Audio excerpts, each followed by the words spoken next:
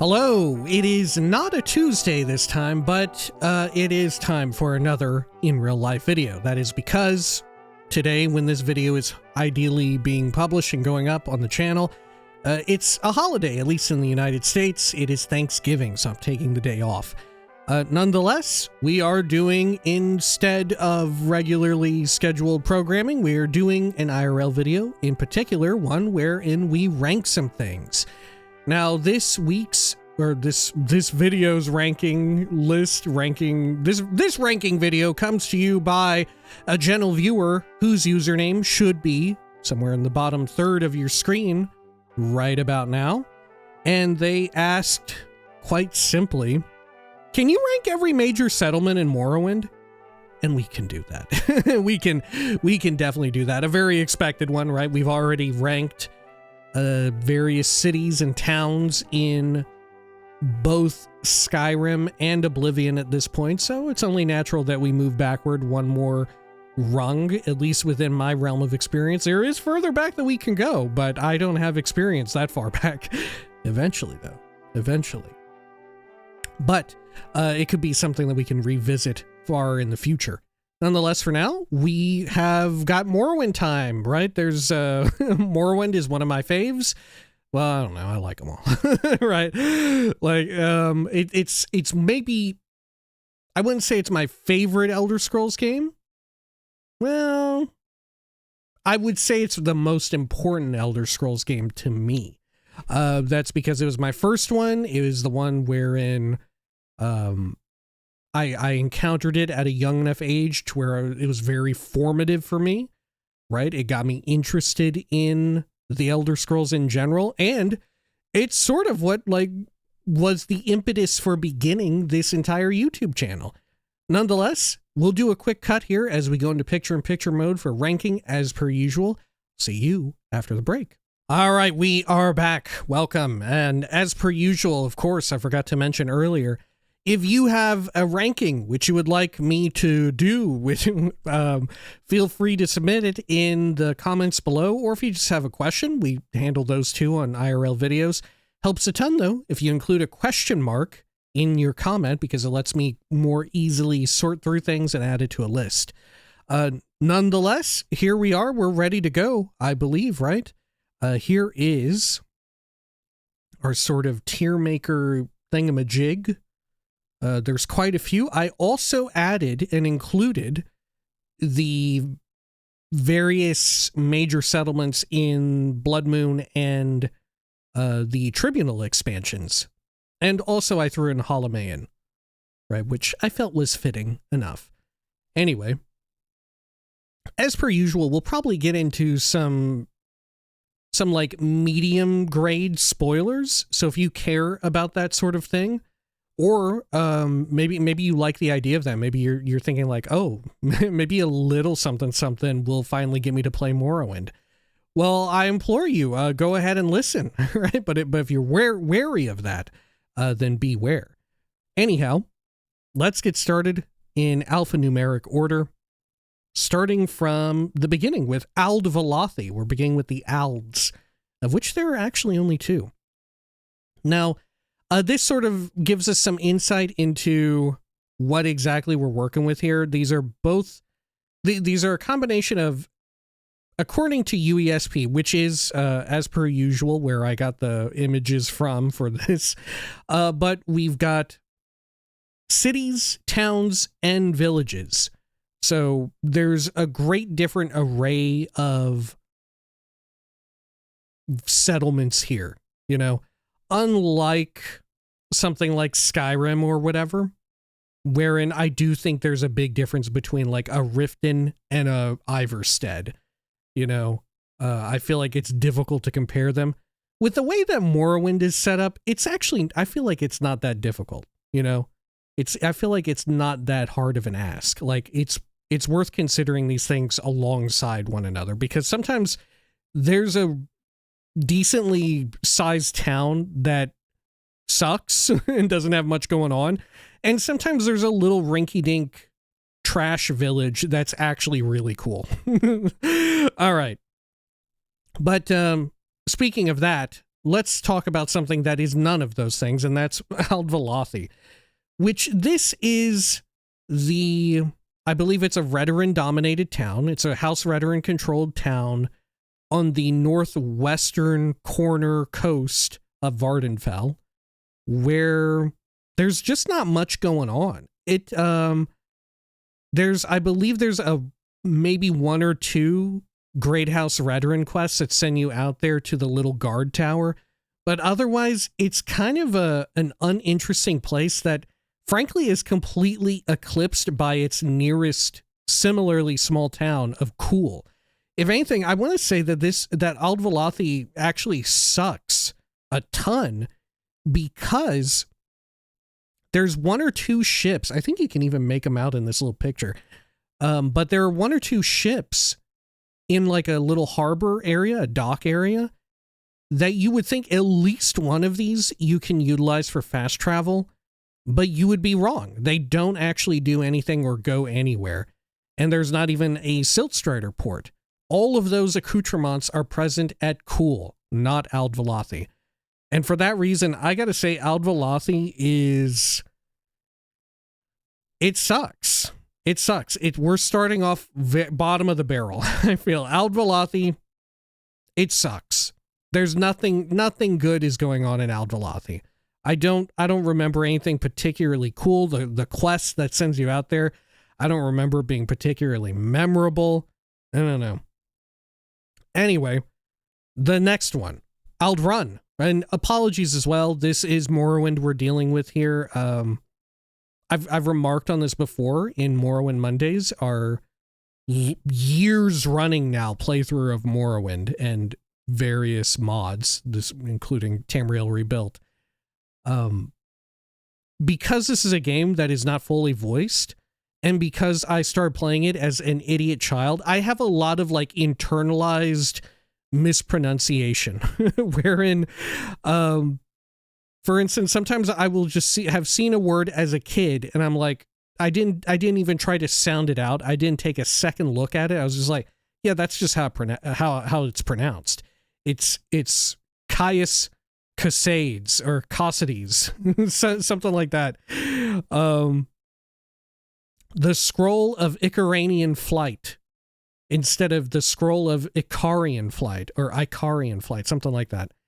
These are just baked in mispronunciations that I've had a difficult time breaking myself of because they just were that cement. Like I said, it came to me at a very formative age. And thus my apologies. I will say some of these incorrectly and some of these nobody really even knows how to say. Some of these appear in the Morrowind ESO expansion and are even pronounced multiple ways there.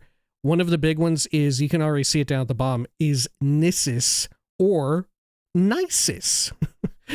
Anyhow, Aldrun is up next, which is the big city belonging to Great House Redoran. It's got the enormous hollowed out shell of an emperor crab, already super cool. I'm personally, right, of course this is a ranking list. This is going to be very personal and very correct. But personally, the Great House Redoran style, the aesthetic is very much my jam. It is my favorite of them all. Absolutely love it. And Aldrun is no exception. Aldrun, you also get some of the iconic Bethesda Game Studios city design, early like progenitor versions of what you would eventually see. And in case you haven't seen any of these other videos where we talk about cities and stuff in these games, what I mean is the way in which the city is set up, not so much for it to be a livable place, but for it to be a place that is a treat to a player character. For instance, you see so much more of this in Skyrim. You see a little bit more of it in Oblivion, and you do still see a bit of it here in Morrowind. But what I mean is when you go down a main street, right, a lot of the buildings will be positioned to face the direction in which the player is most likely to come from. So, for instance, there's a big Siltstrider port that a lot of people use. Also, there's the Mages Guild, the guild guide right there. Very likely that when you enter the town, it's from that area. just as well. The main road into the town is over there. Thus, a lot of the buildings are positioned with that in mind. There are like, think of it almost like a cul-de-sac, how you go into a cul-de-sac, like a little turnaround area in a road, and all of the houses are sort of like nicely dotting around it. They all face you if you come in there. Think of it that way. The faces of the buildings are pointed toward the player to sort of entice the player to enter, or to at least look, to offer some visual interest, right? This is what we mean. There's also degrees of verticality in the town. There is a little bit of hill action going on, in addition to quite a few steps, right? Make no mistake about it, there are different parts of the town where it begins to like elevate up a little bit. It's very good. And for that reason, I gotta say, Aldrun is definitely one of my favorites. I think it is really up there. And another part of Aldrun that is definitely worth mentioning is the fact that it has the best sunrises in the entire game. There is no other location in the entire game that can sometimes deliver just the most amazing sunrises than Aldrun. If you have played Morrowind for an extensive amount of time, you know exactly what I'm talking about, right? Immediately when I mention that, I bet I have activated, the neurons are firing already. There is the road leading into Aldrun from, like, I think it's the West Gash area, which of course is a little bit further west from Aldrun. There are just so many impeccable sight lines, vista lines, where as the sun is rising from like around Red Mountain, you can, even if you have cranked up your view distance, so it's even foolproof for like mods, to where if you have view distance mods that really crank things up, it still looks really good. But even if you're in just like a more tame version of the game, or even like an original PC version of the game, shoot, maybe even the console version, I don't know, maybe even the Morrowind on OG Xbox still looks amazing for some sunrises. It is incredible as the sun is peeking over Red Mountain. Sometimes you get a glimpse of the ghost fence, all of the different rock formations, the silhouette of the buildings, the guard tower, the Silt Strider silhouette up against the sun. Oh my gosh. And sometimes you get the red coloration from everything. It looks incredible. There is nowhere else in the game that delivers a sunset quite like Aldrun. It is amazing. It is channeling full on Frank Herbert's Dune. Whenever it hits, when the moon hits your eye, a Shai Hulud is going by. But it's absolutely astounding. It definitely shows where, make no mistake, Morrowind does draw inspirations from Frank Herbert's Dune, the books. That was part of the inspiration for some parts of Morrowind, unmistakably. It's just fantastic. It is fantastic. I think Aldrun is an S tier city by my measure. Anyway, up next, another enormous and iconic Morrowind town, that being Balmora.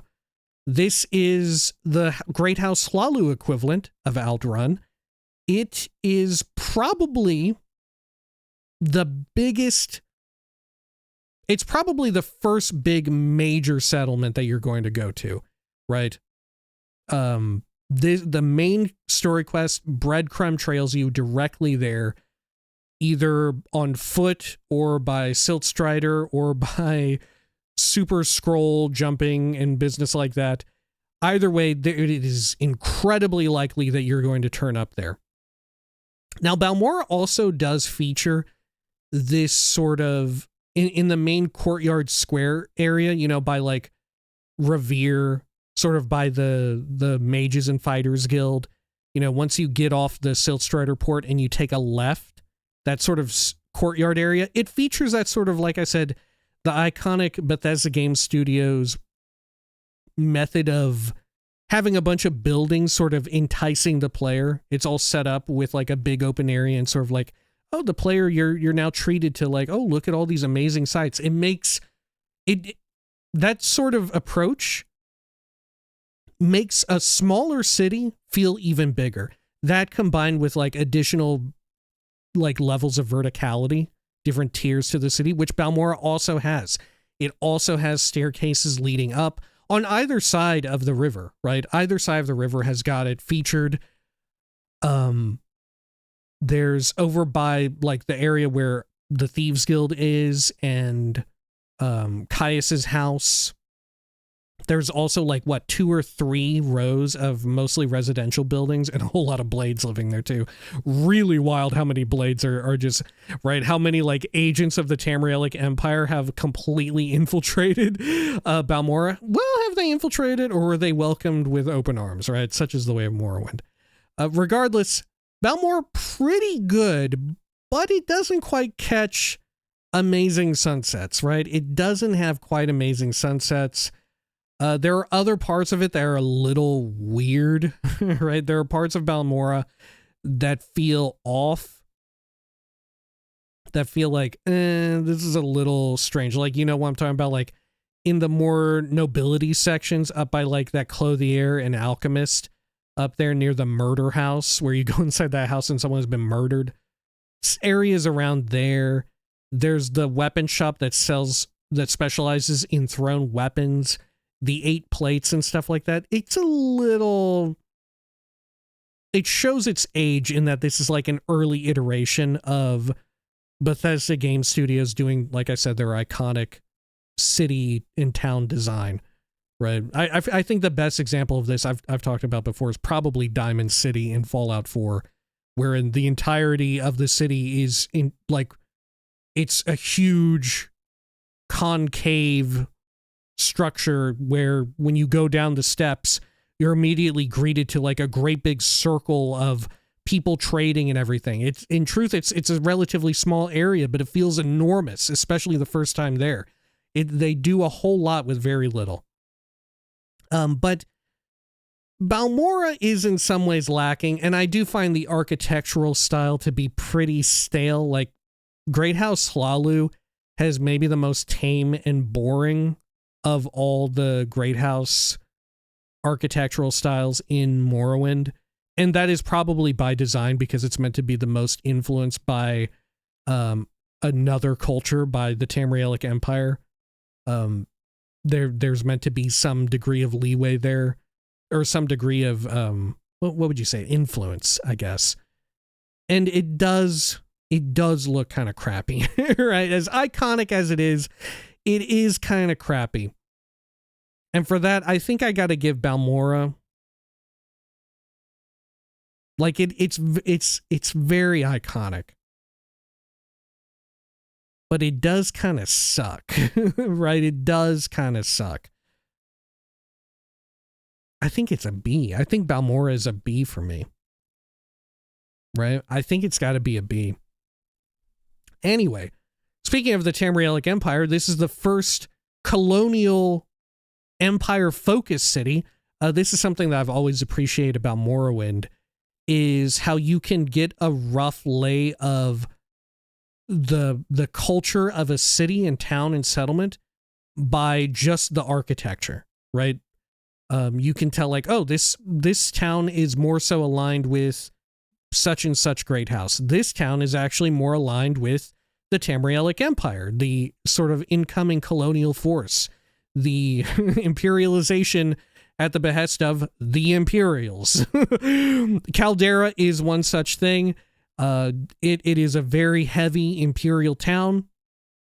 There's actually a decent chunk of intrigue involving the local mine. It is named after a caldera, a geographical sort of, I don't know, phenomenon, would you call it? A geographical feature, you know, like a volcano crater, as it were. But it also has a pretty decent layout. It's very easy to parse and understand. It's one of the best places to go early on to get a whole set of alchemy stuff, right? A whole set of alchemy apparatus. It's not top tier, but close to it, right? If you're keen on stealing. It also has a very, like I said, the intrigue involving the local mine and the Tamrielic Empire and Great House Hlalu. It is fantastic. Those quests are really good. I gotta say, Caldera is pretty high up. It also has Creeper, the talking scamp merchant, who gets referenced in Oblivion to some end, but is, as far as I know, never talked about again, unless you include ESO, which I believe does talk about Creeper, and it has Creeper somewhere, right? But Caldera, I very much enjoy Caldera. It does have around it one of the more devious quests where I think the directions that are given to you, I forget exactly who gives it to you, if they're in Caldera or on the outskirts of it. But the quest directions that you get in your journal are kind of just wrong, right? It's one of the few ones where it's deliberately meant to be wrong because the person's like, yeah, I think it's over here. And you end up kind of walking around a lot of the periphery area looking for just some stupid hole in the wall. And it kind of sucks, but Caldera's got a lot going for it. I don't think it's perfect, but I think it's up there. It's an A. I think Caldera is an A rank city or town, if you will.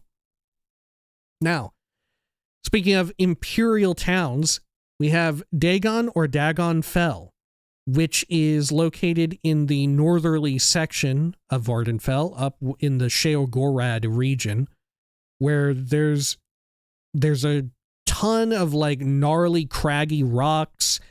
There's a whole lot of water all over the place. It just seems like a very inhospitable place.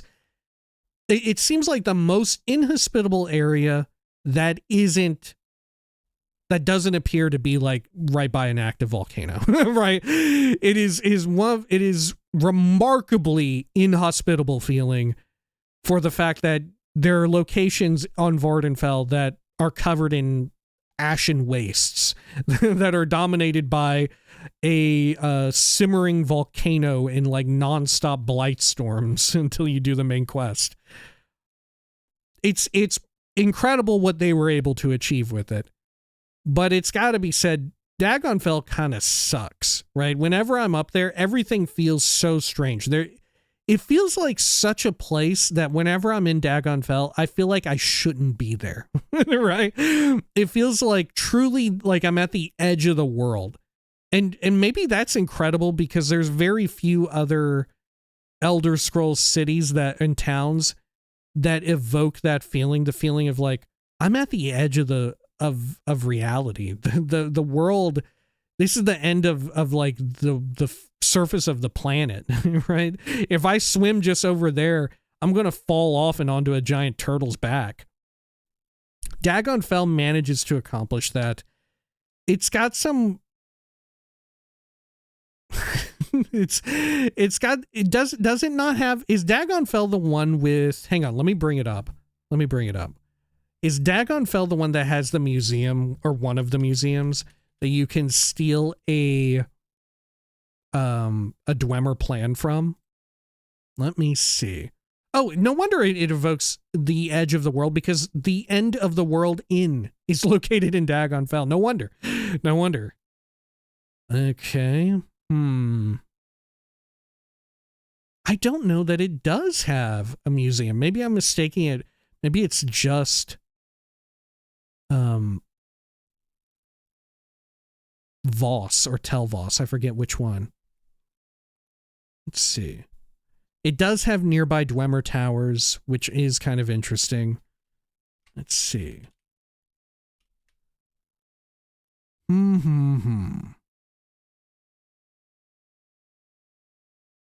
Yeah, I don't think it doesn't have a museum. I would say Dagonfell is maybe a C or B, but I'm willing to promote it to B on account of the vibes, right? It has nailed the vibes of being this sort of town that feels like it shouldn't exist. You know, and true enough, there aren't really any other Imperial towns that deep into Morrowind relative to like Morrowind and its location to Cyrodiil, you know?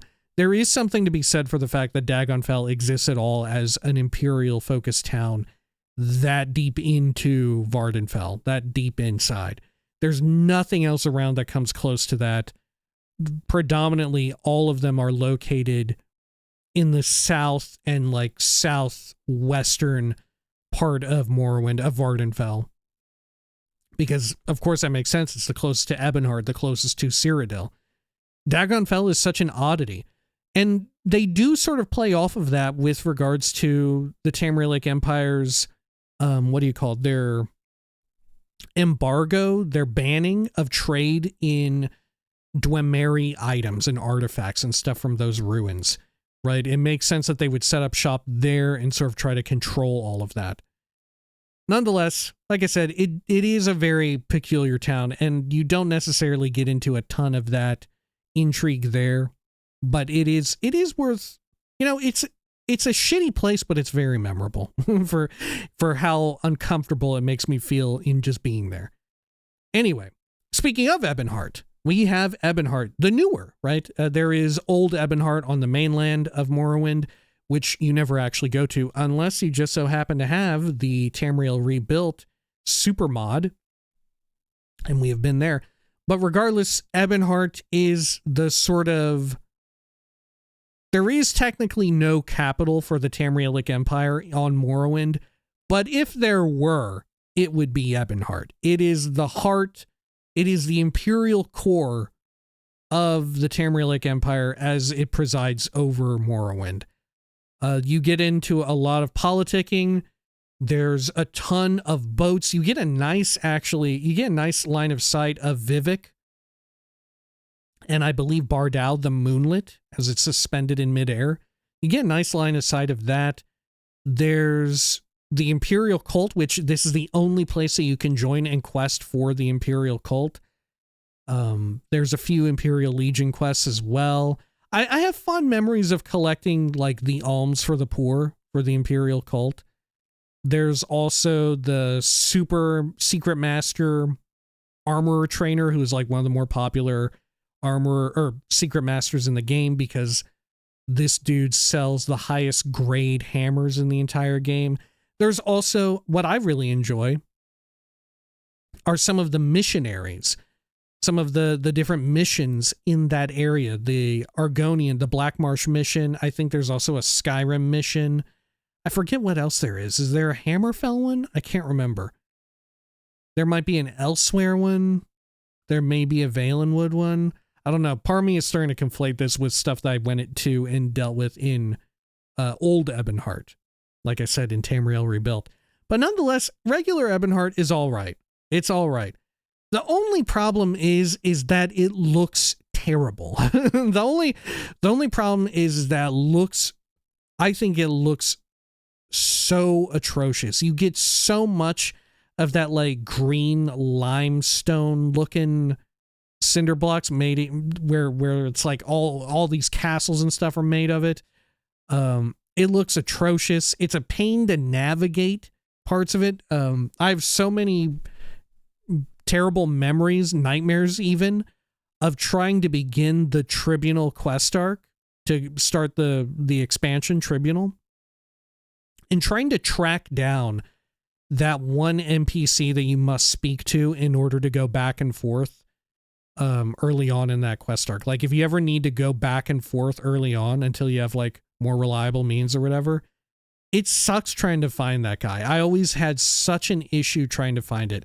It's so much easier to get to bloodmoon / Solstheim for that expansion compared to getting to Mournhold with Tribunal. It kind of sucks. It is kind of incredible as well. It is worth noting, maybe the most remarkable thing about Ebonheart, that being the gigantic dragon statue of, I assume Akatosh, right? But the gigantic dragon statue in the center of it made, I assume, of pure ebony. It looks like it's definitely made of ebony. But is it pure ebony? I don't know. Either way, it is such a disgusting and foul and frankly deranged display of wealth and resources on account of the Tamrielic Empire. It is so wild that the Tamrielic Empire literally showed up to Vardenfell and started like, they formed the armistice and all of that, and they were just like, yeah, we're gonna start mining that shit up. We are here for the ebony, baby. We want so much. God, we got so much here, honestly. Let's just build a giant dragon statue in the middle of our main city here, completely out of ebony. Right? I think it is completely. I don't know for sure, but I always read it as being made of ebony. It's the ebon heart, if you will. And it's really wild. It's really wild that they went and did that, which is kind of incredible and does help make up for some of its shortcomings. And thus, maybe I'll give it a B too. Maybe I'll also give Ebonheart a B. It's hideous. It's a pain to navigate, but damn if they weren't being so brazen with that statue in the middle. All right, speaking of Solstheim, this is what will probably be the first settlement that you get to when you arrive in Solstheim, unless you like jump or run or swim over to the island. You arrive by boat at Fort Frostmoth, which there are a whole lot of forts in Morrowind that you can go to, and they are in many ways settlements. But I didn't include them here because a lot of them are, for the most part, uninteresting, aside from like Fort Buckmoth and Wolverine Hall. But I would include Wolverine Hall as part of Sadrith Mora, frankly. But a lot of them, I don't think you need to make too much fuss over them. But Fort Frostmoth, I would definitely count as a sort of town because it is used mostly as a town until other events start to play out on Solstheim during that expansion. It does have some measure of reactivity to the main quest arc in that the town of Fort Frostmoth changes a little bit depending on what stage of the main quest for Bloodmoon you're on, which is kind of cool. It has a very memorable carpet, right? It has maybe the most memorable carpet in all of the Elder Scrolls ever in Fort Frostmoth, which is saying something. It is. I feel like that is something worth bearing in mind. I do really enjoy the way in which it depicts a lot of the ways that the Tamrielic Empire is in bed with this more like corporate entity, that being the East Empire Company. I think the East Empire Company is a fantastic faction, like working as a villainous faction, as like an antagonistic faction. I absolutely love them. There's so much. It is ripe for storytelling and all of that. It is so good. I love the East Empire Company so much. I hope that they show up in the Elder Scrolls 6 and are utilized to tell some really cool stories. Like, I think you could do so much with them.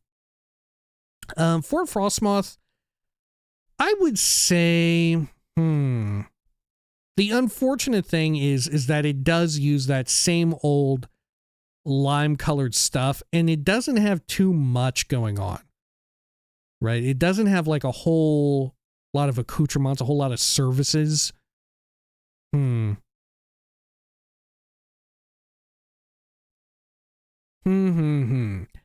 it also being like symbolic of imperialism, of the Empire's imperialism, it does function very, very well as that.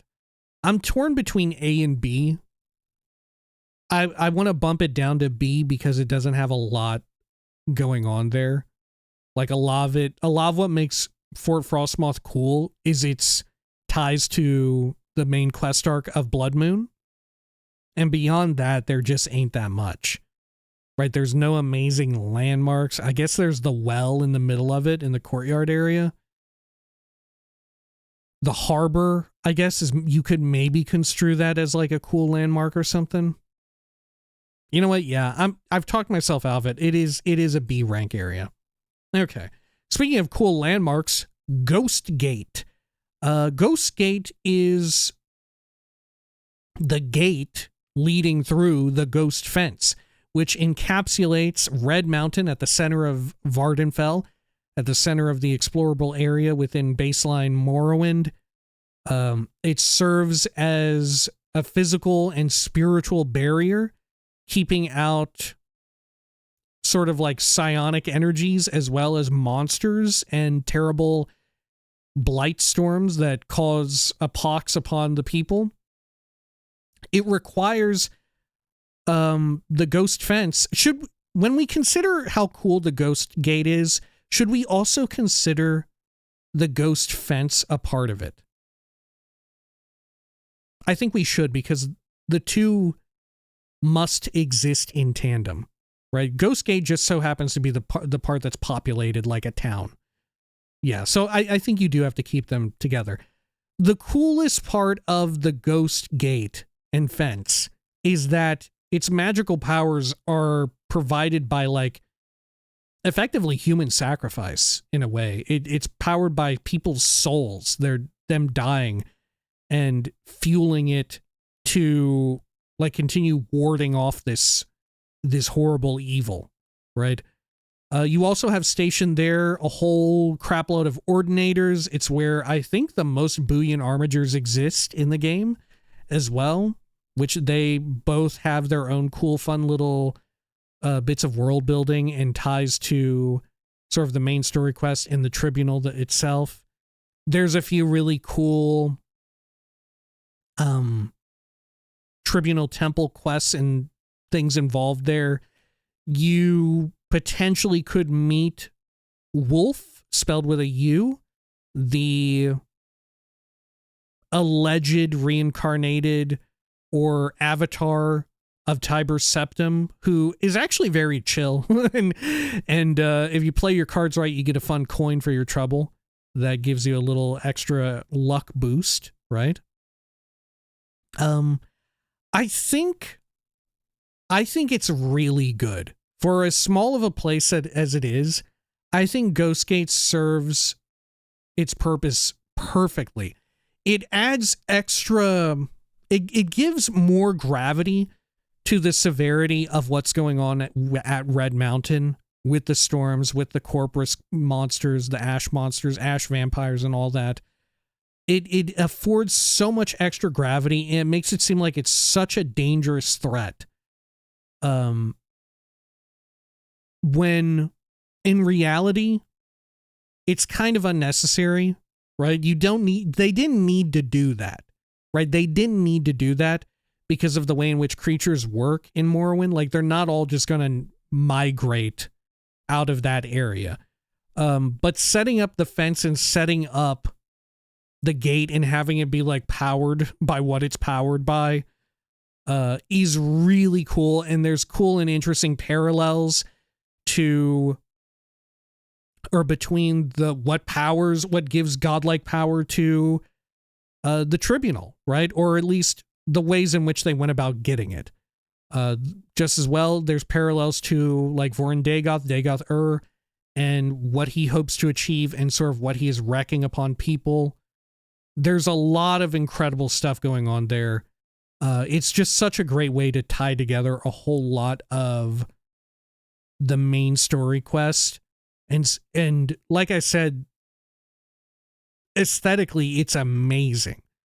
It makes it feel so much more high risk and so much more dangerous going beyond the Ghost Gate. There's, frankly, a pretty early on Tribunal Temple quest, if you join them, where you have to go just a little bit through the Ghost Gate inside of the Red Mountain region and go pray and, like, do a pilgrimage to a shrine there. And it feels terrifying to do it. I remember as a kid, it absolutely terrified me. I was so scared to go up there. It was amazing. It's fantastic. It sets out to do... This town sets out to do a specific job, and it excels at it on every level. I think Ghostgate is, like, it's got to be S rank. It's so good. It's so good. Right? It's just, like, completely a town devoted to, like, world building and environmental storytelling on a grand scale. Not just like, oh, there's a skeleton here that is posed in an interesting way with a note on it. The world building, the environmental storytelling is operating on such a greater level than we're accustomed to. It's fantastic stuff. All right. Sort of taking the opposite end of things, but still a location tied to the main quest, that being Nar Mok. Nar Mok is the location that most people will probably go to when they are ready to go investigate a sixth house base, right? It's either Nar Mok or Hlaod that people tend to start off at. I think I usually tend to go for Nar Mok. I like Nar Mok a decent amount, even though it ain't got much going for it. It's one of the small rinky-dink little, like, ultra poor, impoverished fishing villages where people are just kind of chilling in the swamp by the coast, doing some fishing, getting some crab. But what makes it extra distinct, and it is unfortunate that there isn't too much exploring this, but it does contribute to the world building of Great House Hlalu. What does, I think, elevate Nar Mok is the fact that it has a gigantic Great House Hlalu, like, building housing some degree of nobility. I couldn't tell you who lives there, and like I said, they're not terribly involved in the Hlalu Great House quest arc, but it is fantastic to just see the disparity of wealth, and it works as like great symbolism and allegory for what is going on inside of Great House Hlalu, the ways in which they're willing to sort of shit on their own people in sort of a backhanded way, in sort of a like hidden way even, and sort of garner up all this wealth and all these resources in order to build themselves up. Meanwhile, they're surrounded literally by like a shanty town, you know? They're not helping and elevating the rest of the people. At best, maybe you get help by the local guards if like a cliff racer comes and attacks, right? It's fantastic. I love the aesthetics of Nar Mok. Having that built up Hlalu sort of building there is so cool. It does so much for it. It doesn't have a lot, like I said, in the way of interesting quests, but I don't think it's trying to.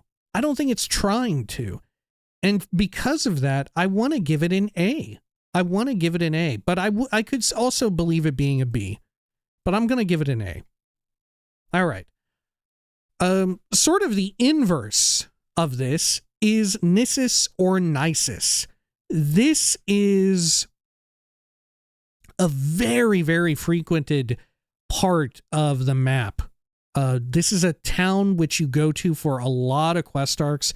They send you up here. It seems like everybody has some degree of business. I think there's quests here for the Imperial Legion. I mean, this Nisus is the only town where you can join the Imperial Legion and actually begin to do their quest arc, which is also, frankly, a pretty decent quest arc.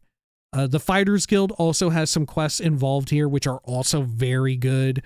There's a Tribunal Temple quest or so up here as well. They have their Tribunal Temple there. There's the Dirt Mask of Vivek, and there's a fun little hidden away little secret there involving it, which I really enjoyed. The only issue is that it's so cool, all of the stuff going on in Nissus and Nisus. There's so much cool stuff there.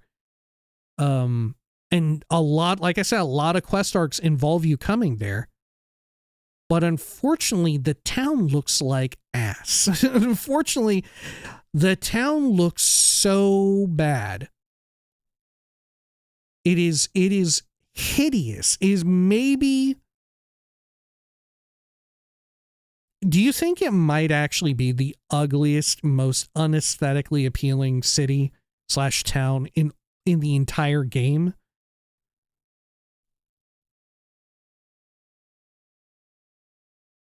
It might be.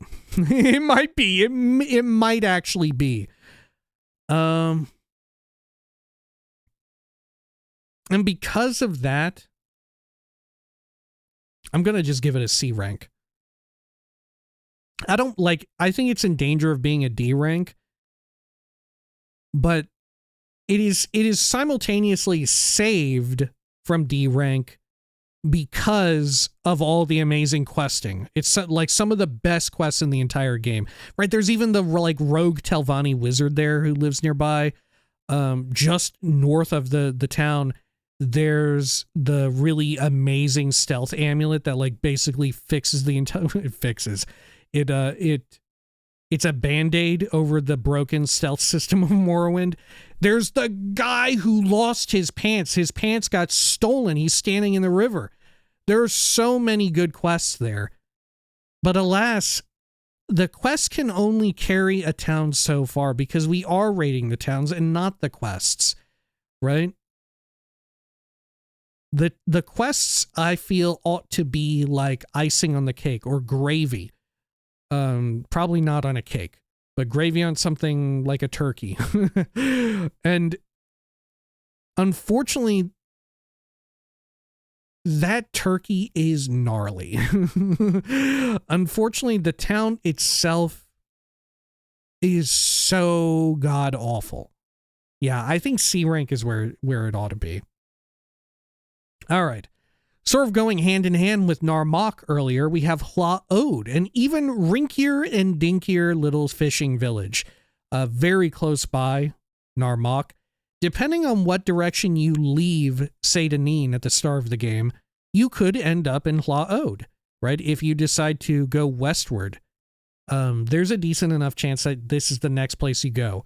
If you're going on foot and not taking the Silt Strider, there's a good chance that when you leave Seydanin, the first of any sort of settlement that you enter is Hla Ode or Pelagiad. But maybe you're wild and you end up somehow going to Vivek, right? Maybe you do that. But I actually really love the vibe of Hla Ode. Similar to Narmak, it's not trying to be a lot. And it ain't. Good for it too, because it ain't a lot. I love all of the little, and Narmak has these too, but I love all of the little fishing shacks sort of on stilts, right? Either on actual land or above it, above the water level. It's so fantastic. I believe Hla Ode even has a ferryman, right? You can get fast travel service to Narmak, maybe to Dagon Fel or to Nissus. I don't remember where the ship goes. Maybe to Cool. But regardless, it's amazing that it has that, and Ald Valathi ain't got anything, despite the fact that there's two enormous boats. I think the ferry service in Hla Ode, if it exists, which I think it does. Hang on, let me double check. That way I'm just not conflating it with, once again, Narmak's. Let's see. Hla Ode. Let's see.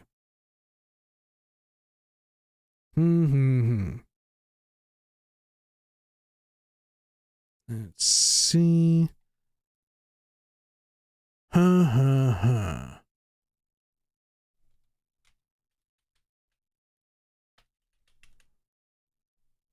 Yeah, there is a boat there. That is wild. It goes to Ebonheart, Narmak, Vivek, and Molag Mar. That is unreal.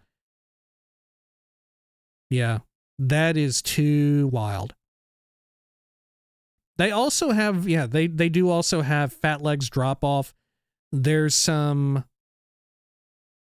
Khajiit in there with some really wild stuff going on. There's a Khajiit in there with a really wild body, to say the least.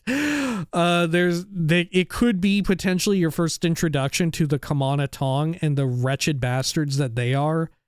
Yeah, Hla Ode is just fantastic. Hla Ode is a great, super cool little town. Just north of Hla Ode as well, if you're exiting on foot, there is that Nord bandit who always stands out on the road and tries to accost you and get money from you. Yeah, Hla Ode is fantastic. Shoutouts to the Bitter Coast region, right? It's good. All right. Now, We have Holamayan, one which, when I was looking through UESP.net's little form of sorting through cities, towns, and villages, this was not classified under them. It was classified differently. But I figured it needed to be on here. This is the secret hideout for the dissident priests as part of the main story quest. It is only accessible during twilight hours, during dawn and dusk. The big super door in the front, it's kind of like a giant, I don't know, oyster or clamshell or something. It rolls back up into itself. In truth, it kind of sucks. It's cool that it's there and that's hidden, and there's a cool trail leading up to it, right? The path up in the like hill, would you call it? The terrain, the mountainous terrain. And there's the little fun rocks inside the watery area, the river, I guess it is. That's very cool. But there's not much in the way of questing for the dissident priests. It would have been cool if they acted as their own whole ass faction that you could sort of join and quest for. Not unlike how you can join the tribunal temple and stuff like that. But alas, there's nothing of the sort. Very unfortunate. Honestly, that's probably room for like Tamriel Rebuilt to do some work as well, right? I feel like Tamriel Rebuilt could make something happen with dissident priests in a cool way. But regardless, Holamayan, it serves a very short-lived purpose, right? You come and go there a few times. It could have been so much more. Like, it's all right, but it could have been so much more. And because of that, maybe I'll give it a C. Maybe I'll give it a C rank. All right. Next up is Cool. This place is not required to access Solstheim, to access the Bloodmoon expansion, but every time you ask about an island to the north, people are going to tell you about Cool. Cool is just kind of what Ald-Valathi wishes it were. It's a little rinky-dink small town that actually does have a reason to be there, because it's got the only fast travel, the only ship that takes you to Bloodmoon. Granted, you don't even need to do that. You could just go over there without fast travel. It has, I believe it has a Siltstrider port as well, right? Hang on, let me check. Let me do a double check here. Let's see, Cool. There we are. Yeah, it has a boat. It has a Siltstrider. It's got a trader. Wow, amazing. Yeah, I think Cool, a very unaesthetic little town. I think it looks hideous, but it does have a lot of value. It has a lot of things going for it. I would put it at C rank. It's not amazing, but it really shits on Ald-Valathi. It's like I said, it's the sort of town that Ald-Valathi wishes it were. All right, speaking of little towns that are associated with Great House Redoran, we have Margon. A very wild little place.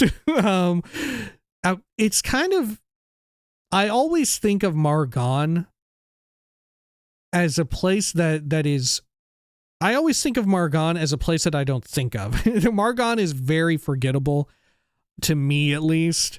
It has one really important thing that just keeps it drilled into your memory and like gives it a place on the map. But otherwise, if flyover country existed in Morrowind, Margon would be it, right? Margon is sort of what you go past or by on your way to the Urshalaku camp, right? Which, mind you, we didn't put any Ashlander camps on here. I don't know if they count, and they're very samey, right? The Ashlander camps are very, very samey. It's probably the same reason we wouldn't want to do all of the forts and stuff, because they, at the end of the day, they're pretty samey. But if I were to just rank like one of them, I would probably give Urshalaku camp like A rank, you know? I'd probably do that.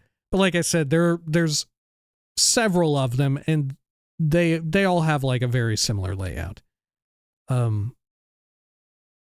But Margon, it always feels so like claustrophobic to me. Like all of the buildings compared to the rest of the game everywhere else, all of the buildings feel so close together to one another. It's unreal. Everything feels so tight, and I feel like I often have very little reason to screw around in Margon. You know, especially because Alderaan is right there. You know, if I want sort of the vibe of a House Redoran town or city in the Ashlands, I've got right next door Alderaan, which does what Margon is doing like 5 million times better. You know, there's just no reason for me to want to go to Margon. And also, its most memorable thing is the Tribunal Temple quest, where you have to do a pilgrimage to that damn rock, and you have to insult, right? You have to insult a Dremora, one of Lord Dagon's, Mehrunes Dagon's Daedra, Dremora specifically. You insult it, and eventually the Dremora gets so pissed at you that it says, "I will kill you and rape your corpse." It is so wild. It is probably one of the wildest fucking things that BGS has ever like subjected the player to, I think, right? As far as just like verbiage is concerned, they were popping off on some wild shit. But true enough, you know, you are intended to beat this thing's ass, right? So it gets its comeuppance. It is very funny to think about that, though, having just finished Oblivion, which whenever you go to shit talk Lord Dagon, Mehrunes Dagon, it's like, what an asshole, what an idiot. This guy sucks. He's evil. You get so many Mehrunes Dagon apologists, right? Who are just like, well, he's the Daedric Prince of Change. People come out in droves to proffer apologia at the feet of Lord Dagon. Who doesn't deserve it? Like, oh, there's so much depth to Lord Dagon. Oh my gosh, he's not just about he's not just Satan. He's not just about like destruction. He's about change. Thus, it was a sort of revolution during the time of Oblivion. People will always say this to you. Man, I didn't realize that this video was about to be me shitting on Lord Dagon and his fucking cult of the Mythic Dawn, apparently. Yeah, you go and trash talk Lord Dagon, just wait. The fucking Mythic Dawn is real. They'll show up and tell you, oh yeah, Lord Dagon is the Daedric Prince of Change, really. Oh, and natural disasters and everything. See how he's changing everything? They say as a fucking like 50-foot tall freak demon is like stomping on your shit in the fucking Imperial City. They say as you go do a pilgrimage to a fucking rock and this guy says the most fucked up shit you've ever heard in an Elder Scrolls game and you beat his ass. Right? What the fuck are we doing? What the fuck are we doing? That's Margon. I would give it a C. Right? Incredibly fucking wild quest. But otherwise the rest of the town kind of shit. You know what? If anything, I'm bumping it down. Margon? Mar, get out of here. All right. Speaking of another weird little place, Molag Mar. Molag Mar is another town in Vardenfell, and it's, correct me if I'm wrong, it's the only other settlement whatsoever, right? Yeah, that features some of the same architecture as the city of Vivec. It is just one single canton, and not even like the foreign quarter, so it's not like a super XL canton, but it is one singular canton just kind of out there bordering on the Molag Mar or Molag Amor region.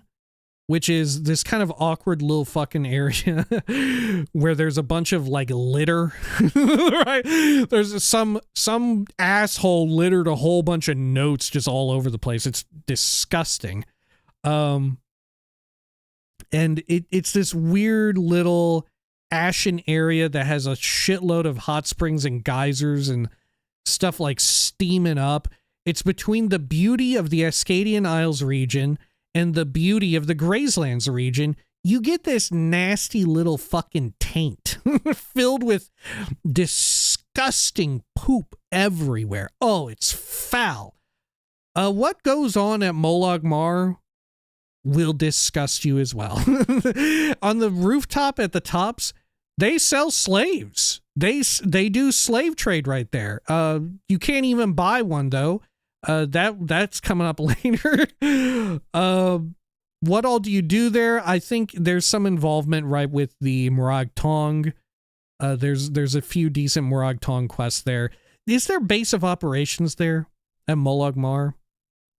Hang on, let me check. Who is set up? There's someone important at Molag Mar, and I don't remember who.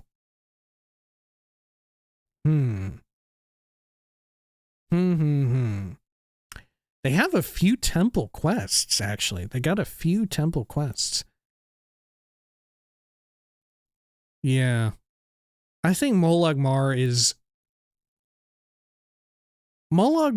kind of sucks. It's so weird, though, to just be beholden to it, right? To see Molag Mar, if you're just traveling by foot, you go out over there and you're like, whoa, Ashen Wastes again. I'm traveling eastward of Saran.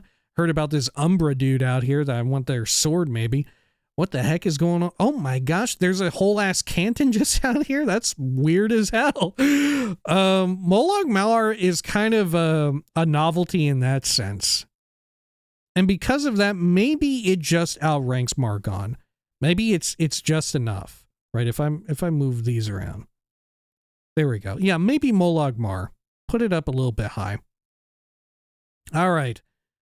Finally, we come to Mournhold, the capital not just of, the capital of Morrowind, right? As added by the Tribunal expansion. It is the City of Light, City of Magic. The entirety of, well, is it the entirety of it? 95% of the Tribunal expansion takes place in/underneath this city. In the old city, right? You know, it's a role-playing game. Of course, there's an old city. In the sewers, in the old city, in Mournhold itself, it is full of splendor. This is an issue that frequently comes up, wherein it's an expansion city. It's enormous. It is enormous. It gives Vivek a run for its money. I'm not sure what is bigger. I truly don't know. I guess it depends on, do you want to include the sewers? Do you want to include the ruins beneath? Like, I guess you would. You would just include all of that shit. In which case, Mournhold is amazing. Mournhold is probably the greatest city in all of Morrowind. Right? Me talking to Great House Indril Dunmer. Mournhold, it's probably just the greatest city in all of Morrowind. Right? It's up there, dude. It's really amazing. The only issue, though, if we set aside all of the amazing quests, the way in which it reacts to the Tribunal main story quest, there's a lot of reactivity. The city does change quite a decent amount during that. There's cool new items for sale. You can get like a Packguar or Pack Rat. They introduce the follower system in Mournhold with the Tribunal expansion. Followers finally exist in in the game. It's so wild. The only issue is Mournhold suffers from, what would you even call it?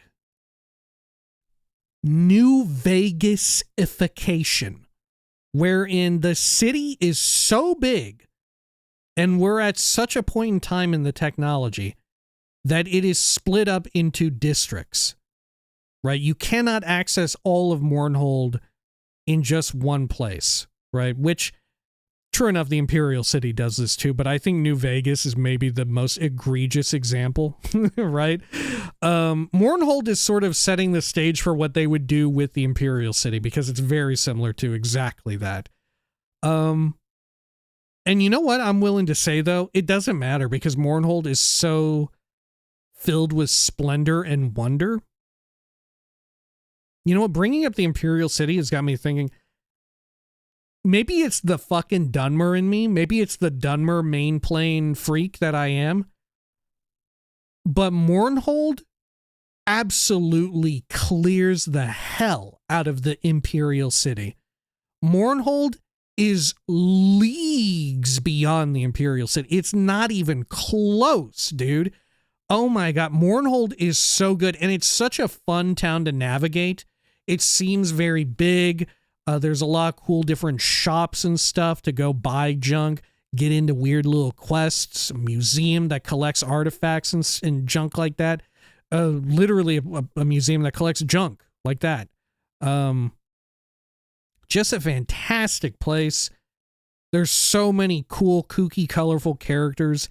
It's astounding. The only downside of it is the sort of like way in which it's split up, but I don't even think it matters.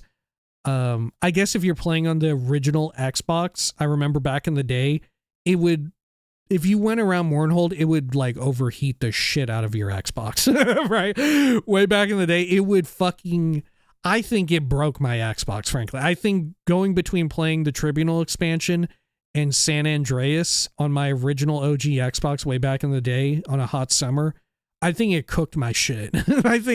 I legitimately think that it made it to where I fucking busted my fucking game console way back then. Oh, man. But holy shit, Mournhold, City of Light, City of Magic, best of the best. It's gotta be. It's gotta be the best. All right. Or Almalexia, some would say. All right. Next up, we have Pelagiad, which is, we had talked about before how Hlaod may be the first town that you visit following leaving Seyda-Neen.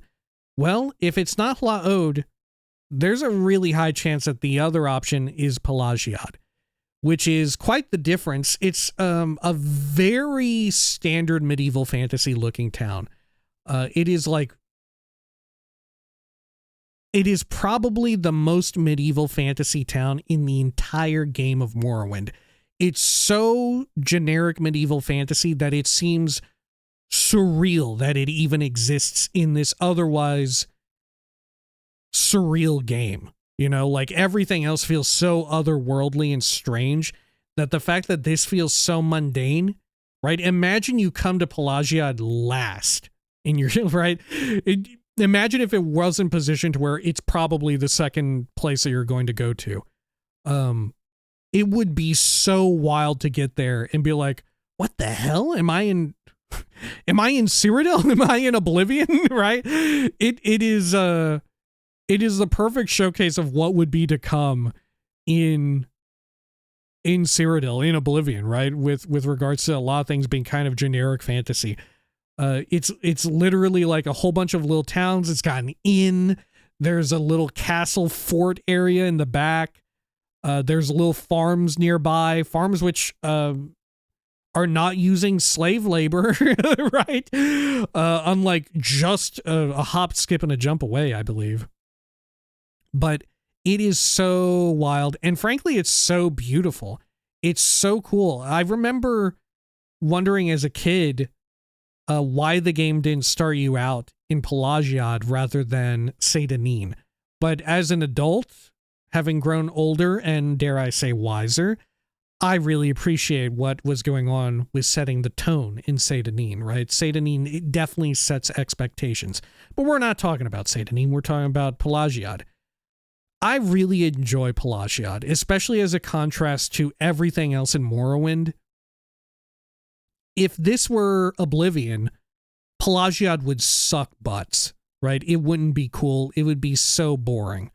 But because everything else in Morrowind is so damn weird and otherworldly, the normalcy, the expectedness of Pelagiad is so damn cool, right? It's so cool. And like I said, it's in one of the most beautiful regions in the entire core game. Like, it's just gorgeous. The only shame is that there's very little in the way of quests whatsoever. The main source of questing there is to get what's-her-name's glove, but that's not even technically, right? That technically doesn't even start in Pelagiad. It only moves there eventually. Or eventually with the Thieves Guild, if you help out what's her name? Not Ajira. Anasi. You make a very special friend. The Nervarine's canonical probably girlfriend, lover, Anasi, is there. It's fantastic. Pelagiad is amazing. I love it. I love Pelagiad. All right. Up next is Raven Rock. Raven Rock is, if you've only played Skyrim and you've had the good fortune to play the Dragonborn DLC, it is that Raven Rock. You've probably heard of this before. That Raven Rock, as it appears in that game, is a direct continuation of the Raven Rock as it appeared in Morrowind, in the Bloodmoon expansion, wherein you go to Solstheim. What is so cool about Raven Rock is, we've touched on this before, and true enough, it happens in other places in Morrowind, wherein you build up a stronghold for a great house. But Raven Rock, you build up the entirety of Raven Rock. You even have some degree of player agency over, like, what type of vendor shows up in the town, right? Who do you want to side with more? Do you want to side with, like, the local workers and laborers, or are you perhaps more interested in the shitty East Empire company and going that route, right? Do you choose to shop at Pierre's, or are you shopping at Jojamart, right? Are you getting the Jojamart membership? And Raven Rock has so much going on. Aesthetically, it's so different from everything else. It's like an imperial themed town, except using completely different architectural styles than what you're accustomed to. You get to see and, like, grow the town yourself. It's amazing. And the fact that it shows up in Morrowind, even cooler. It's amazing. Raven Rock is S rank, in my opinion. All right. Next up, we have Sadrith Mora. Frankly, a gigantic town.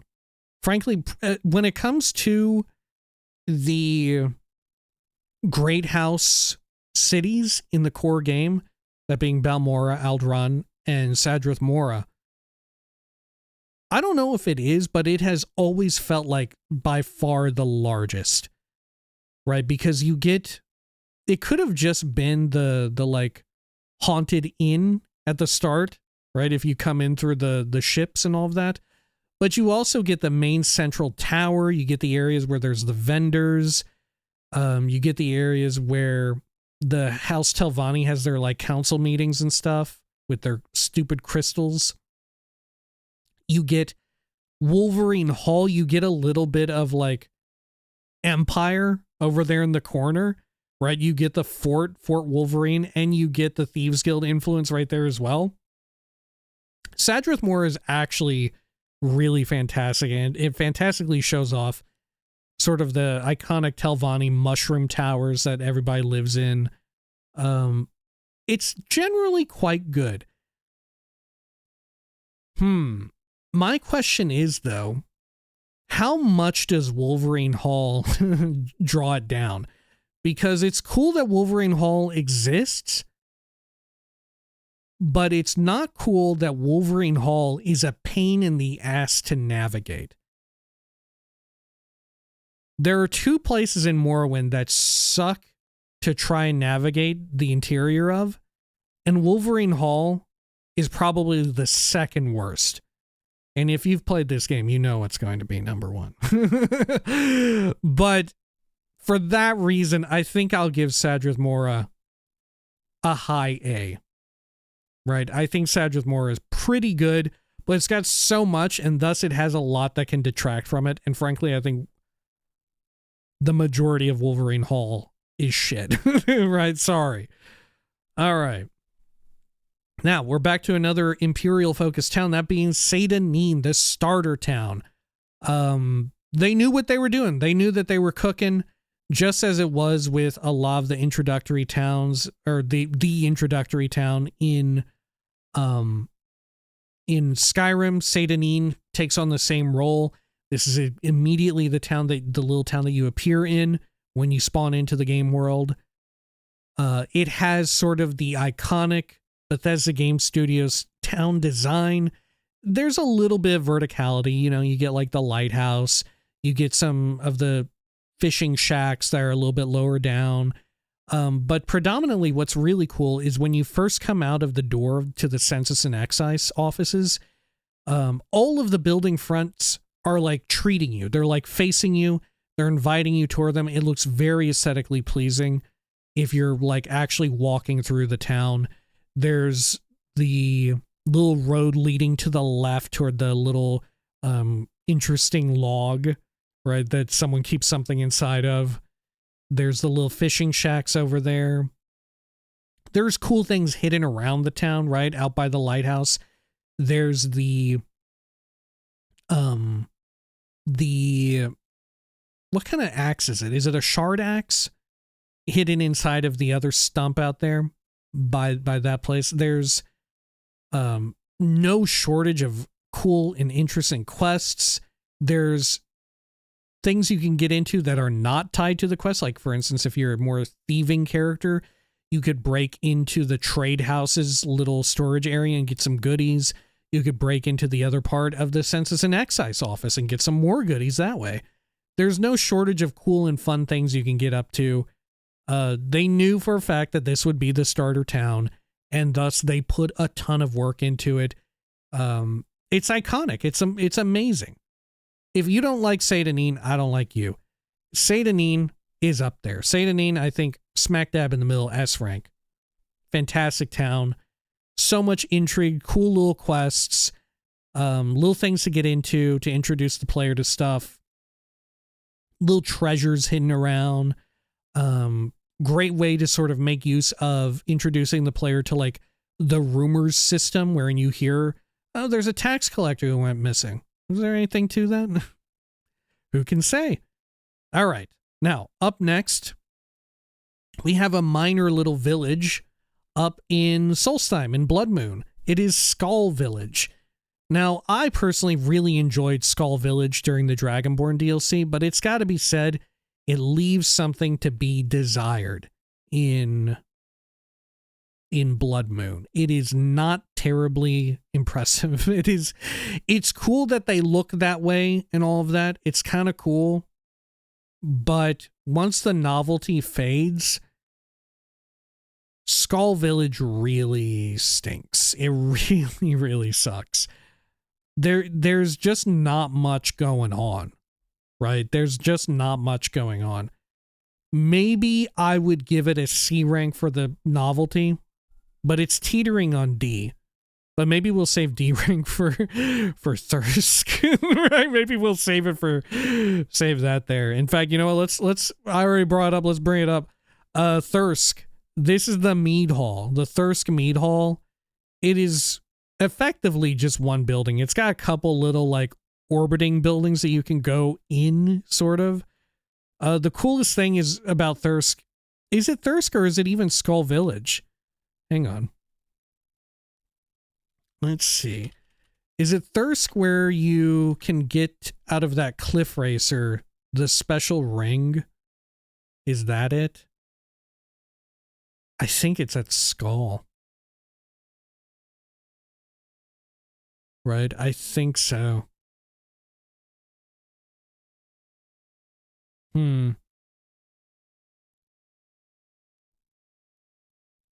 Yeah, I think it is. Oh man, that's wild.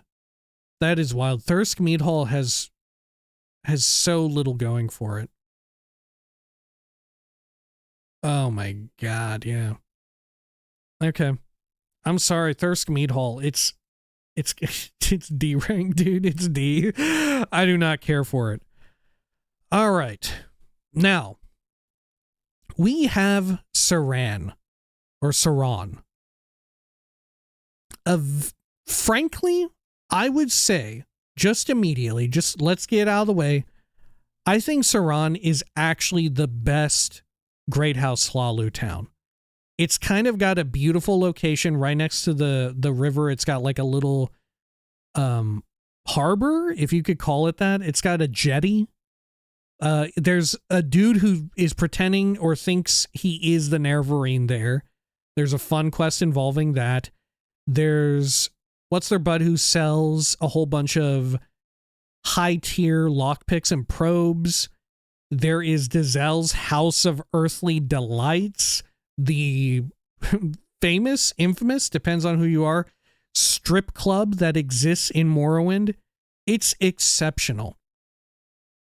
I think Saran is one heck of a damn town. Like I said, I think it's the best Great House Hlalu town. I think it clears Balmora, honestly. I think Saran is really good. It's got the verticality that I love. It's got buildings in peculiar positions to where they're like treats to the player. There's just a lot of good stuff going on. There's some really fun and intriguing Great House Hlalu quests that pop off there. The location is good. It's just there, kind of teetering on the edge of the Ascadian Isles. It's got fast travel in the form of the Strider port. Yeah, Saran is great. And also it's worth mentioning, at least I don't know, is this still the case? Let me know, ESO players. But it used to be in ESO when I played it that Saran is where a whole bunch of perverts went to do ERP, right? It is where perverts would hang out and do ERP, and maybe that is because of the presence of the House of Earthly Delights in Morrowind. I forget if there's like an equivalent in ESO. But regardless, it's like the Goldshire Inn of ESO, I guess, or at least it used to be. I don't know if that's changed. But even keeping that aside, unrelated to our rankings here, Saran, it's got to be an A ranker. Where would I rank it? I'd probably put it, dude, I'd put it right behind Sadrith Mora. I really like Saran. It's a fantastic location. If you're screwing around in like the Nightmare Plantations, you're going to go fuck over Orvis Dren or whatever. It's a great place. You're probably going to fast travel to and from it. It's dope. Saran. All right. Next up, we have Tel Aran. Which one is that? I always get well, they're right next to each other. I always get conflated, like Tel Aran. Oh, no, wait, no, I don't. I'm thinking of Tel Brenora and Tel Mora are the ones I conflate. Tel Aran it's one of the famous mushroom towers and accompanying like little bulbs and holes in the ground and stuff that the Telvanni use. But what is most notable about it is the slave market. This is where you can buy slaves. It is wild. You can also partake in abolition work. You can't enslave people like you can in like Fallout 3, but there is the opportunity for abolition work. However, none of that is headquartered here in Tel Aran. This purely serves as a place where you would go if you wanted to buy a slave. Mind you, you could buy them and immediately free them. You could go and just kill the people doing it if you wanted. It's Morrowind. You can kill anybody. Really wild and and shit that this is here. Obviously, the slave trade and all of that makes for such a fascinating bit of world building when taken in conjunction with like Morrowind culture, Imperial culture, sort of how Great House Hlalu functions in conjunction with the Kamana Tong, and how Great House Hlalu claims that they are against slavery, but are in truth, in practice, super duper into slavery, as it turns out. Which, mind you, this is a Telvanni town. They just like money in a different, right? Telvanni towns, they like whatever the hell they want. It's entirely up to the individual if they want to, right? It's Telvanni are shining beacons of libertarianism. But Tel'aran'rhiod, like I said, its most known feature is that slave market, where if you go down the main path of the main story quest, you are probably going to go here and buy a slave, right? You are going to do that. You are going to partake. It's what that in and of itself sounds wild, but who and what you are buying that slave for the main story quest, the main path, mind you, you don't have to go this route necessarily. But what you are doing with that slave is so, it's even wilder than the fact that the main story quest is like, yeah, you should go buy a slave, right? That actually pales in comparison to what is going to happen to this person, right? That may sound shocking to you, but let me tell you, Morrowind has some things up its sleeve. Unfortunately, the rest of the town is kind of forgettable. Unfortunately, we've run into one of these situations where everything else is kind of forgettable. You know what? I'll put it right here, right above Skull Village, right? If there were just more intrigue there, and maybe, granted, I have a very little amount of experience with House Telvanni quest arcs, so maybe there is actually really cool things that pop off here, but I'm not privy to it, right? Like I said at the start, this is, these are very personal things, very subjective, very stupid, honestly. Anyway, let's pivot off into Tel Brenora. Like I said, this is one of the ones I always get conflated with between Tel Mora and Tel Brenora. Let's see. Tel Brenora is the more interesting of the two. Tel Brenora is the one where there is almost like a coup d'etat being staged outside, who are attempting to overthrow. Is it Mistress Thorana or Dratha here? It is Mistress Thorana, who is who is a mad woman and a Telvanni counselor. This is one of the better little side areas for House Telvanni, and she's one of the more intriguing Telvanni counselors, magisters, if you will, because she has lost her mind and she is like decorating the interior of her mushroom tower with a bunch of Kwama eggs. So there's just like eggs set up everywhere in some wild way. She's a real hoot, as is the little coup d'etat quest. It's a decently fun place. I believe there's fast travel as well. They have a boat. Let me check. Yeah, they have a boat. It's enjoyable. It's one of the better ones. Like I said, there's nothing exceptional about it, but there's nothing exceptionally good. There's nothing exceptionally bad. Well, I don't know. Mistress Dratha is kind of exceptionally good. You know what? It's between A and B, and I'll give it a lower A. Now, this is Telfear, which I have not even used a image of the tower itself. Telfear is, of course, as you might expect, another Telvanni place. They love the letters TEL. But, of course, this is the location of one of the most popular Morrowind characters, that being Devaith Fear. And this is a location that you will become very acquainted with during the main story quest, and it probably perfectly encapsulates a lot of the just Morrowind. It perfectly encapsulates a whole lot of Morrowind. There's fascinating intrigue, there's mystery uncovered underneath, there's great sadness and melancholia, there's weird freaky stuff going on as well, and there's amazing treasure with a fun little Easter egg.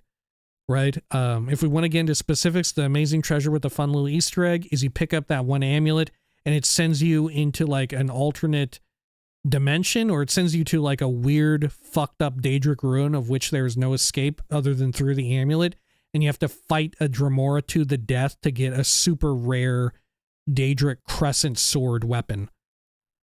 There's other amazing treasures because Divaith Fear is a lunatic. He's not actually a lunatic, but he may as well be. He's a sociopath. He's psychotic. He has set up this sort of gauntlet wherein you can travel through all of his stuff and just loot it for fun because he gets a kick out of it. He has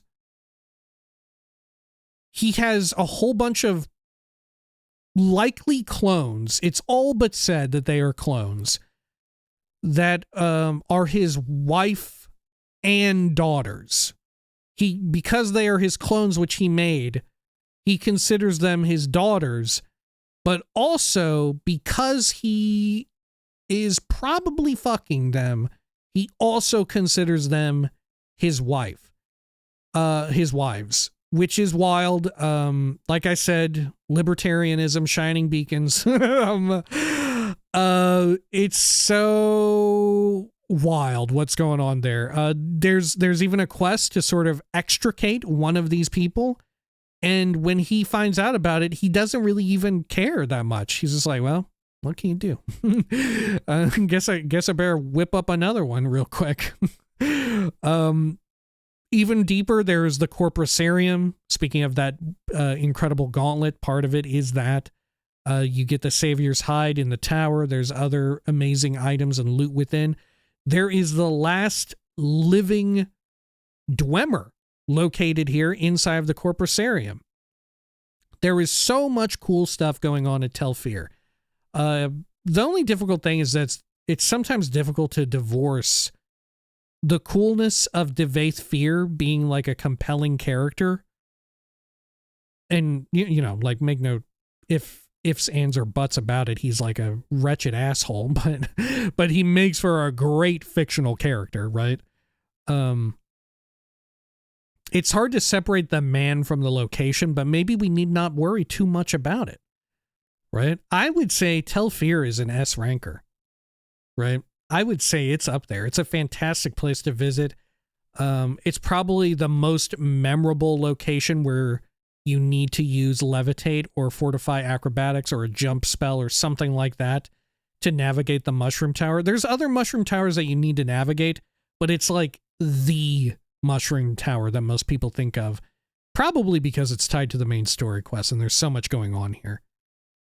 Regardless, speaking of mushroom towers, we arrive at Tel Mora, which, like I said, in comparison to Tel Brenora,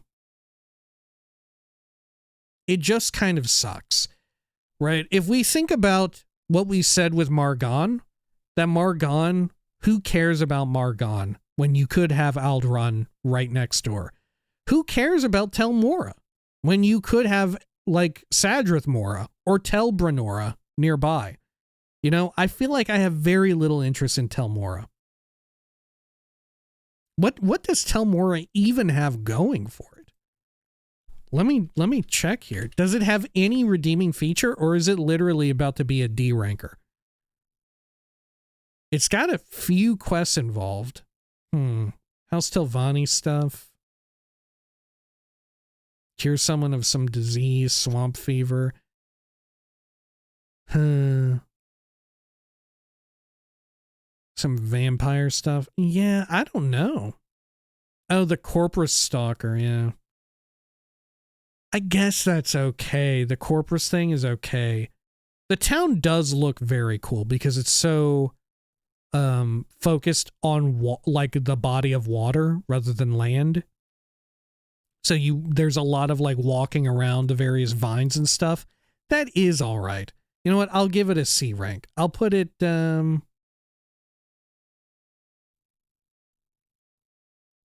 yeah, high C rank. High C rank, I think, is where it belongs. All right. Tel Voss, and we also have regular Voss. Tel Voss and Voss are interesting because they are so close to each other that I was tempted to just do Tel Voss / Voss, but maybe that's unfair. Like you can literally, in the image for Voss, that is Tel Voss right there. The problem with Voss, we'll do Voss first, is that it sucks ass. It looks beautiful and all of that, but it's just a mushroom tower, and in contrast to its neighbor Tel Voss, it looks so much less cool, right? And there's just less cool things going on about Voss compared to Tel Voss, that even if there was something cool about Voss, because Tel Voss is like mogging the hell out of it, like I don't care about Voss at all. Yeah, in fact, I'm immediately, I hate Voss, but I love Tel Voss. Tel Voss has, correct me if I'm wrong, this is the one that also has, or maybe it's the only one that has, the Museum of Dwemer or whatever. It has a Dwemer museum. Let me see here.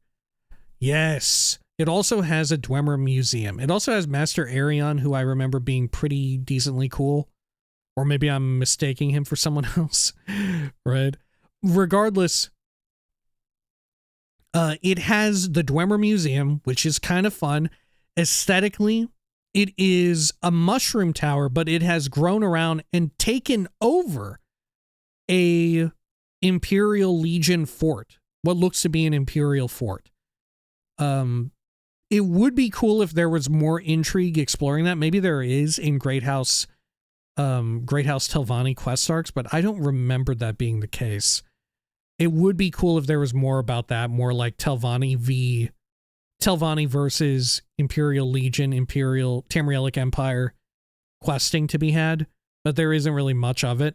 But it is very cool to see.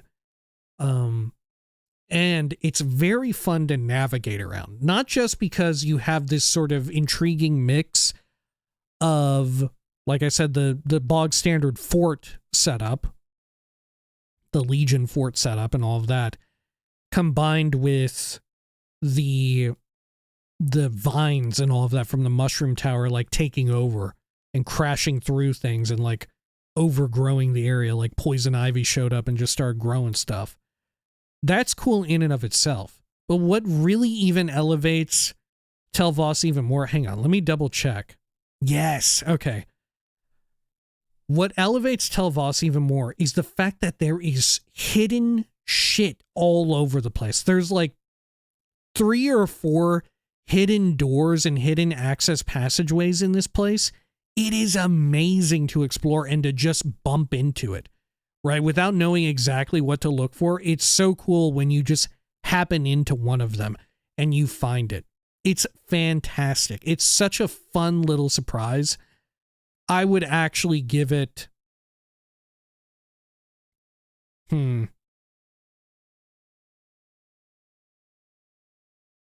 I would say it's right under Sadrith Mora. Right? It could have maybe a little bit more going on, like I said, with regards to, it looks like you're immediately getting set up, given the aesthetics of the location, set up for questing involving House Telvanni versus Tamrielic Empire. You would get some sort of intrigue with that, but as far as I remember, there's very little, which is a missed opportunity, frankly. But otherwise, Tel Voss is so cool. All right.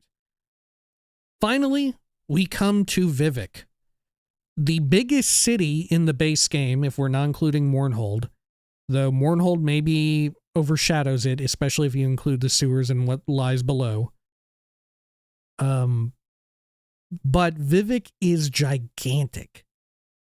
It is this super city over the Bay Area, which is, it's consisting of, 7 different cantons, which are these sorts of ziggurat-like structures that are all interlinked, and they have all these different, like, waterworks going through them. It looks pretty cool from afar, but the closer you get up to it, the more you kind of wish that there was a little bit more detail to the exteriors of everything, right? When you're up in there, it's kind of plain and samey. There's not as much like finer granular detailing, and it doesn't have sort of the iconic Bethesda Game Studios design approach. You know, there's not a whole bunch of buildings pointing in a certain direction or whatever. There's nothing like leading you over visually in one way or the other, aside from the very final two cantons, that being the main palace and the main temple area. I forget what it's called. Because, of course, you have Bardau over there, and the buildings are shaped really wildly. The ziggurats are very different from the others. There's no shortage of really cool things going on. Bardau and the presence of the Ordinators and the Tribunal Temple and Vivek, all of that lends itself to having some incredible intrigue. But my God, Vivek sucks to navigate. It might be, as far as like ergonomics is considered, right? The player's ability to navigate this place, it might be the worst city that Bethesda Game Studios has ever made, right? It is best appreciated from a distance, because it is remarkably easy to get lost in this place, especially if this is your first time playing. Even as much time as I have in the game, I still sometimes get turned around every now and then, or I'm like, oh, right, yeah, I'm in the Wasteworks, not the plaza, or I need to be in the upper Wasteworks or the lower Wasteworks or the sewer level beneath. It is so god-awful. It is a nightmare to navigate. It is hellish in its design. You would think that this was some sort of torture device itself made to kill the hell out of people and break their minds. When I heard that Vivek got obliterated by that moonlet, by Bardau finally plunging down and it boiling the entire city and all the people who lived in it, I was glad. No, that was sad. But what a terrible place to try and run around and navigate. What a nightmarish place. Cool on paper. And like I said, it looks really good from afar. But as the more into it you get, the more of a nightmare it becomes. Right? It sucks so much. I'm tempted to just give it a D rank because it sucks so much shit. Right? I'm so glad that they did like a complete 180 with Mournhold. Obviously, the reason why they had to put all of them in the ziggurats and stuff is for the sake of performance, right? All of the buildings and stuff, all of the people walking around, a lot of it is contained to the ziggurats. It's a clever way to try and get around technical limitations of the time, but I'm so glad that they realized, oh, we just need to like make a regular city, but divide the districts up, you know, which they would go on to do many a time, right? If anything, they didn't do it with Diamond City, right? Diamond City does not have that when it could have. Granted, you could say that Diamond City just needed to be bigger, right? And then you could justify it. But regardless, Vivek sucks. Vivek sucks so much. I'm giving it a D. It sucks so much. It's such a pain to navigate. All of the cool quests and cool stuff and intrigue surrounding like the Tribunal Temple, Vivek, the Living God, the moonlet stopped in time above the city, hanging over it, the allegory and symbolism of that, as well as in relation to the Tribunal Temple and the Dunmer as a whole, is incredible. But we're getting too far ahead of ourselves because the city itself just sucks to look around and navigate. It's not fun to explore. It's so samey. It's not fun to explore. It's a pain to explore. It's a pain to get around it and like follow the directions to go around, right? It's hell. It's a nightmare. All right. Well, oh my gosh, that ought to do it. Hopefully you enjoyed this very another stupid ranking video for the books, right? We have finally ranked major settlements within Morrowind. We finally got there. We've got the trifecta. We will eventually revisit this, and we'll do one for like Daggerfall someday in the future, right? Maybe we'll do it under the guise of like Daggerfall Unity, who can say? But regardless, eventually, in the far-flung future, we will do this. Maybe we'll do, finally, the big super ranking video where we include all of them together. Who can say? Anyway, until next time, please take care of each other.